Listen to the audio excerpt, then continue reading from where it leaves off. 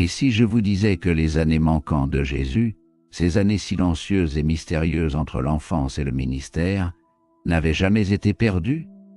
Et si la vérité avait été soigneusement gardée dans les hauts plateaux d'Afrique, protégée dans des manuscrits anciens écrits dans une langue plus ancienne que le latin, cachée non pas par le temps, mais par les limites de la tradition occidentale? Ce n'est pas seulement de l'histoire, c'est une mémoire sacrée préservée, que l'une des plus anciennes. Comment? L'Éthiopie détient la clé d'un chapitre oublié de la vie du Christ. Avant que le monde ne le connaisse comme le Messie, avant le baptême dans le Jourdain et le sermon sur la montagne, il y avait un enfant divin, puissant et sage au-delà de la compréhension humaine, et son histoire vit toujours en Éthiopie. Les évangiles canoniques du Nouveau Testament présentent une pause abrupte dans la biographie de Jésus entre l'âge de 12 ans et 30 ans. Le dernier aperçu que nous avons du jeune Jésus se trouve dans Luc 2, 41-52, où il étonne les anciens du temple de Jérusalem par sa sagesse lors de la Pâque.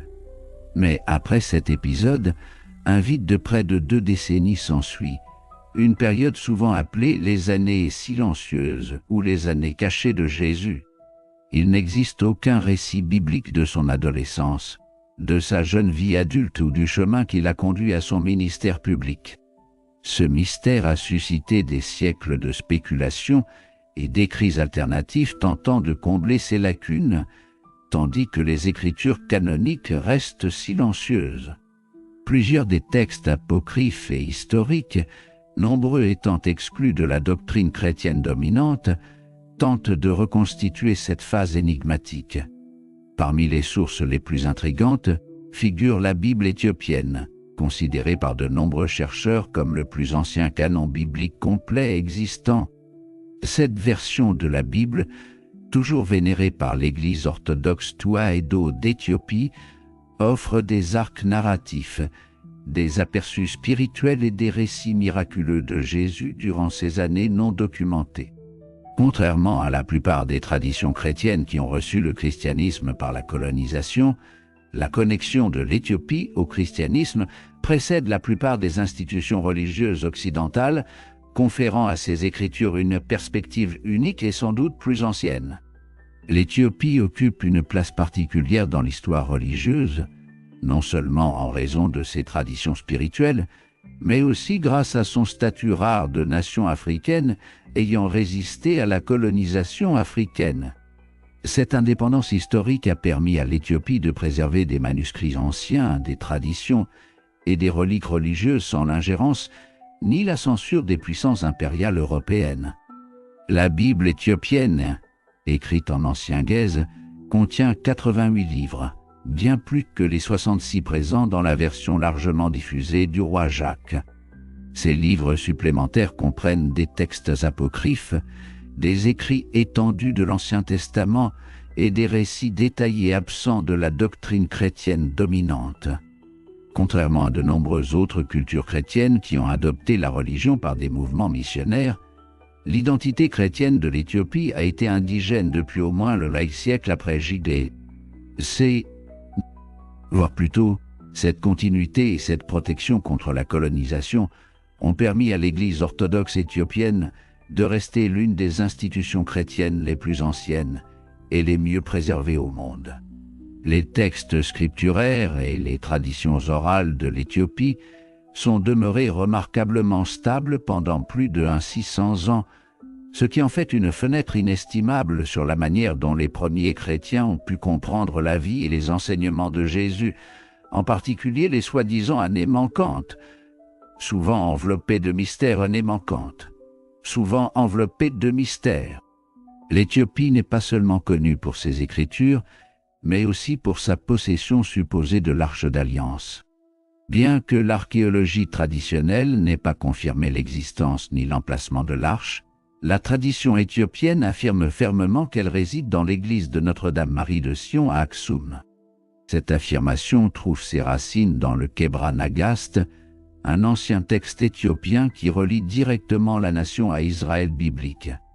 Selon ce texte, l'arche aurait été apportée en Éthiopie par Ménélik, le fils du roi Salomon et de la reine de Saba. Bien que cette histoire relève d'une autre discussion, elle souligne à quel point l'Éthiopie est intimement liée au folklore biblique. Ces liens ont conféré une certaine crédibilité, du moins au sein de la tradition éthiopienne, à leur canon biblique élargi. En ce qui concerne les années cachées de Jésus, le récit de la Bible éthiopienne n'est pas seulement une interprétation spirituelle, mais un héritage culturel profondément enraciné. L'idée que la jeunesse de Jésus soit documentée dans ce canon ancien n'est pas simplement religieuse. La spéculation suggère qu'elle reflète une tradition ininterrompue, préservée dans les monastères et les histoires orales depuis des siècles. La Bible éthiopique contient des textes que le christianisme occidental a soit perdu, rejeté, soit considéré comme apocryphes. Parmi ceux-ci figurent le livre d'Enoch, l'ascension d'Isaïe et d'autres évangiles de l'enfance qui éclairent les années formatrices du Christ. Le livre d'Enoch, par exemple, était largement lu et cité dans les écrits chrétiens anciens, y compris par des pères de l'Église comme Tertullien, mais il a été retiré du canon occidental par des conciles ultérieurs.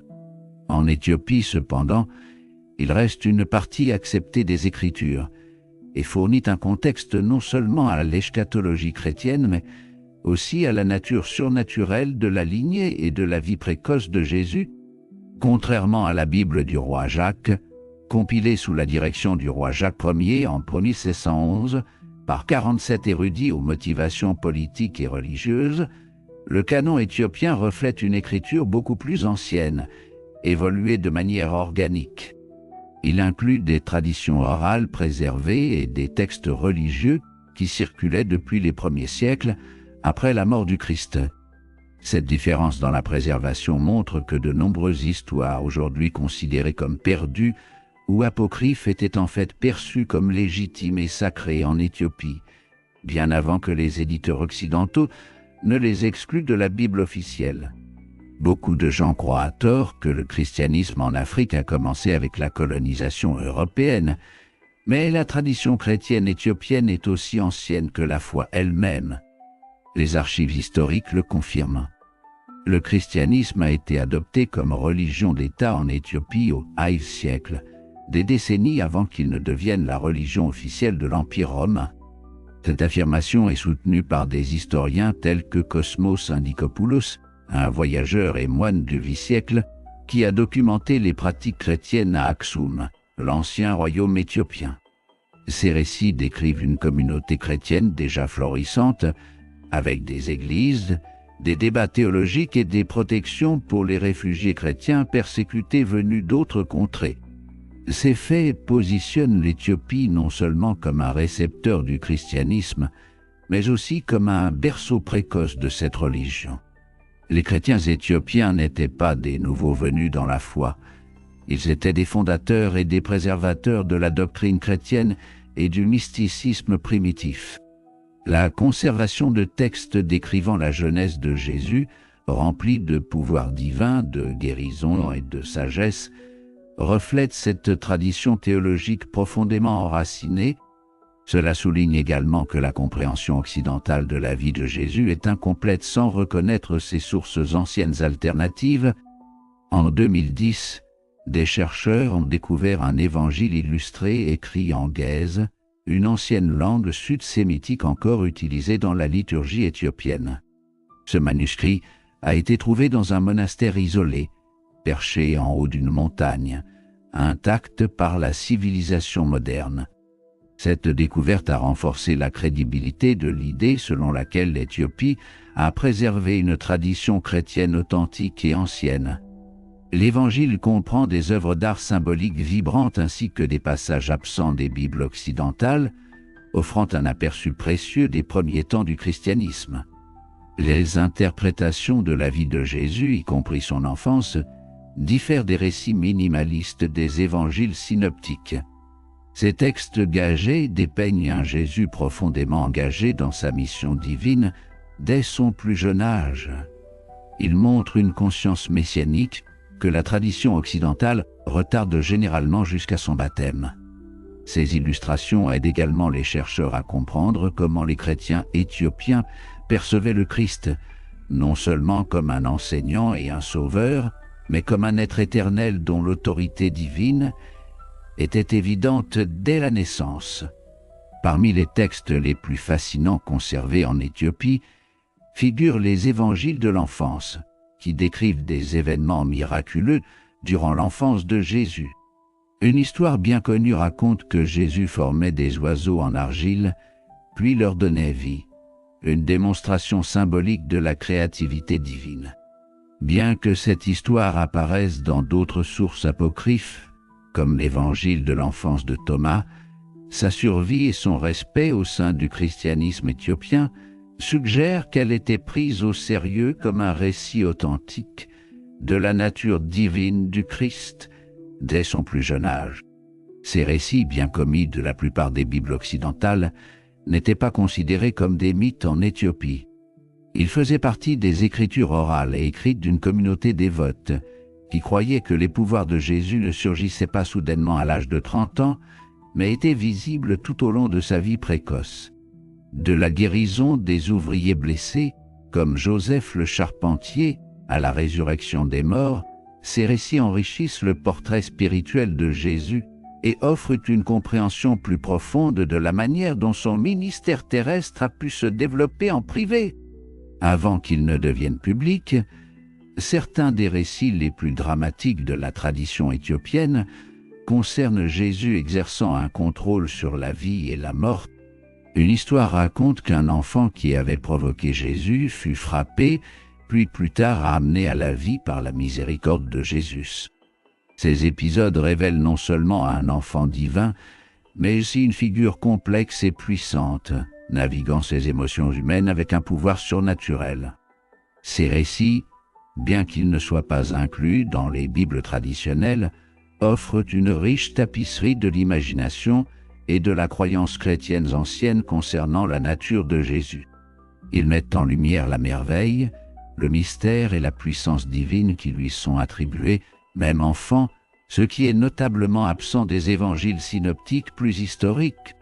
À travers ces narrations, le christianisme éthiopien préserve une vision holistique de Jésus, pleinement humain et pleinement divin, de sa naissance à sa résurrection.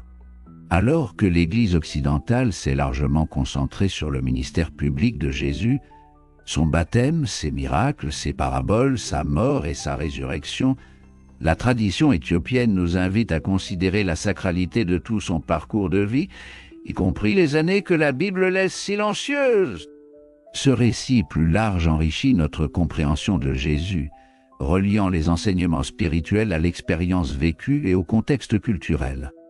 En conclusion, les années silencieuses de Jésus restent un mystère fascinant, mais à travers les Écritures et les traditions préservées d'Éthiopie, nous apercevons un fil continu de foi qui honore toute la vie de Jésus, sa jeunesse, sa sagesse et sa mission divine.